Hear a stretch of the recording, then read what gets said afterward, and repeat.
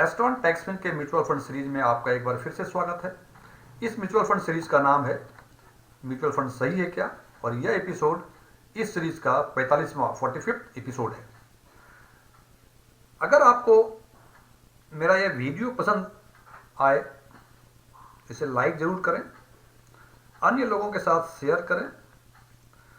हमारी नई वीडियो की जानकारी आपको मिलती रहे, इसके लिए आप हमारे चैनल को सब्सक्राइब करें और उसके पास जो बेल आइकॉन है उसको क्लिक करें। आज हम डिस्कस करेंगे मिड कैप फंड की। चर्चा करने के पहले मैं ये जानकारी देना चाहूँगा कि म्यूचुअल फंड में इन्वेस्ट कर उससे अच्छे रिटर्न कमाना कोई मैजिक नहीं है, बल्कि हिस्टोरिकल रिटर्न के बेसिस पे फ्यूचर रिटर्न को एस्टिमेट कर उससे रिटर्न प्राप्त करना एक रिसर्च की बातें हैं। ये कोई जादू नहीं। क्योंकि मैं ये बात इसलिए कह रहा हूँ कि मैंने कई वीडियोस देखे हैं जिसमें लोग 2 साल में कहते हैं कि इस फंड में पैसे लगाएं तो 2 साल में दुगने हो जाएंगे, उसमें लगाएंगे करोड़पति हो जाएंगे, इसमें इन्वेस्ट करेंगे आप डूब जाएंगे। मैं ऐसा कोई वादा नहीं करता, मैं ऐसा कोई क्लेम नहीं करता कि आप पार्टिकुलर म्यूचुअल फंड में इन्वेस्ट करेंगे तो आप करोड़पति हो जाएंगे या खाकपति हो जाएंगे। It is just an analysis based on the historical return. तो चलिए हम बात करते हैं उन बेहतरीन मिड कैप फंड की, और हमने इस सेगमेंट में 3 राइट मिड कैप फंड को सिलेक्ट किया है। और उसको सिलेक्ट करने का जो आधार है, हमारा पहला आधार है पॉइंट टू पॉइंट रिटर्न, जो कि 19 दिसंबर के बिजनेस आवर क्लोज होने के बाद के जो एनएवी डिसाइड हुए हैं उसके हिसाब से डिसाइड किया हुआ है हमने। और दूसरा है रिटर्न कंसिस्टेंसी परसेंटेज के आधार पे। पॉइंट टू पॉइंट रिटर्न का सिंपल मतलब कि यदि आपने 19 दिसंबर 2021 को पैसे लगाए होंगे तो 19 दिसंबर 2022 को पैसे कितने बन गए, कितने रिटर्न हुए, तो कहेंगे ये 1 साल का CAGR है या 3 साल का। यदि 19 में लगाया होगा तो 2022 तक 3 साल का, अकॉर्डिंगली 5 years 10 years का है। रिटर्न कंसिस्टेंसी का मतलब है ये पॉइंट टू पॉइंट नहीं है, बल्कि ये रोलिंग रिटर्न है कि हमेशा उस साल में या उस महीने में, ये डिपेंड करता है कि अपने आधार क्या लिया है, उसके आधार पर हम करते हैं कि ये कंसिस्टेंसी कितनी है रिटर्न की। पहले बात करते हैं पॉइंट टू पॉइंट रिटर्न की। पॉइंट टू पॉइंट रिटर्न में हमने CAGR कंसिडर किया है 1 साल का, 3 साल का, 5 साल का और 10 साल का। 1 साल का CAGR मतलब 19 दिसंबर 2021 को जिसने इन्वेस्ट किया होगा उसका रिटर्न। 5 years का CAGR मतलब 19 दिसंबर 2017 को जिसने इन्वेस्ट किया होगा लमसम, उसका आज का रिटर्न का क्या होगा, अकॉर्डिंगली 10 years का। और रिटर्न कंसिस्टेंसी में हमने 2 चीजें ली हैं, ध्यान से देखें। रिटर्न कंसिस्टेंसी की बातें लोग कम करती हैं, मतलब रोलिंग रिटर्न की बातें लोग कम करते हैं, जबकि point two point return is just chance कि आपका रिटर्न काफ़ी अच्छा आएगा या खराब होगा। ये डिपेंड करता है उस डे का जिस दिन आपने इन्वेस्ट किया और उस दिन का जिस दिन आपने रिडीम किया।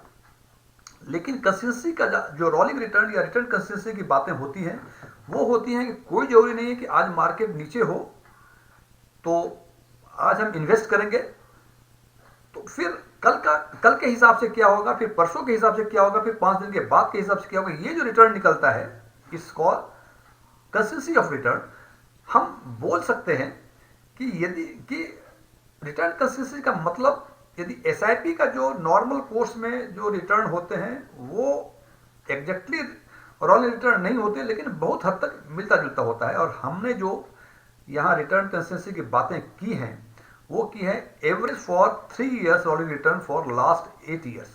मीन्स 19 दिसंबर 2022 के हिसाब से जो किया है हमने, ये स्टार्ट किया है मई 2014 से लेकर 2017 का, 2015 से लेकर 2018 का, 2016 से लेकर 2019 का, एंड अकॉर्डिंगली 2022 तक किया है। और उसका एवरेज निकाला है, एवरेज ऑफ 3 years। मैं फिर रिपीट कर रहा हूं, 2014 से 2017, 2015 से 2018, इन 3 ईयर्स का पिछले 8 साल का जो एवरेज निकाला है, और उस एवरेज को हमने 6 स्लैब्स में बांटा है कि कितना टाइम कौन सा फंड कितना, क्योंकि उस एवरेज में ऊपर भी गए, नीचे भी गए, तो 6 स्लैब्स की बातें की हैं। इसके बारे में बात करेंगे, आपको ये समझ में आ जाएगा। आज हम चर्चा करेंगे तीन मिड कैप फंड में से उस मिड कैप फंड की जो कि मेरे लिस्ट में पॉइंट टू पॉइंट रिटर्न और रिटर्न कंसिस्टेंसी के आधार पे तीसरे स्थान पे है। और पहले और दूसरे स्थान तीनों फंड्स की चर्चा इस वीडियो में इसलिए नहीं कर पाएंगे, इससे वीडियो लंबी हो जाएगी। तो आज हम चर्चा करेंगे उन फंड की जो पॉइंट टू पॉइंट और रिटर्न कंसिस्टेंसी के आधार पे तीसरे स्थान पे है। और सबसे पहले हम पॉइंट टू पॉइंट की बातें करेंगे। इसमें हमने 1 साल, 3 साल, 5 साल, 10 साल का रिटर्न लिया है। 3 इयर्स का, 1 ईयर का रिटर्न, 3 इयर्स का CAGR, 5 इयर्स का CAGR और 10 इयर्स का CAGR। और हमारे लिस्ट में तीसरे स्थान पे है ये HDFC mid cap opportunity fund, जिसका कि 1 ईयर का रिटर्न 16.38 है against the average of category average of 6.76%। 3 years का CAGR 28.7% against the category average 13.72%। 5 year CAGR है 12.08% against the category average of 11.17%। And 10 years का CAGR 17.96 अगेंस्ट 17.11% कैटेगरी एवरेज। ये average means category average mid cap fund का। हम देखते हैं इसमें कि पॉइंट टू पॉइंट रिटर्न में in all the period 1 year, 3 year, 5 year, 10 year, it out performs the category average. अब बात करेंगे रिटर्न कंसिस्टेंसी के आधार पे, और उसमें जैसे मैंने पहले बताया हुआ था, ये हम देखेंगे कि 0% से कम मतलब माइनस मतलब निगेटिव रिटर्न कितने बार दिया पिछले 8 साल में on the basis of average of 3 years return. 0 से 8% में कितने परसेंटेज हुए, 8 to 12 में कितने, 12 to 15 में कितने, 15 to 20 में कितने, और मोर देन 20% उन्होंने कितनी बार कितना परसेंटेज रिटर्न दिया, कितने टाइम्स रिटर्न दिया उन्होंने आउट ऑफ 100। तो इसमें हम देखते हैं मोतीलाल ओसवाल।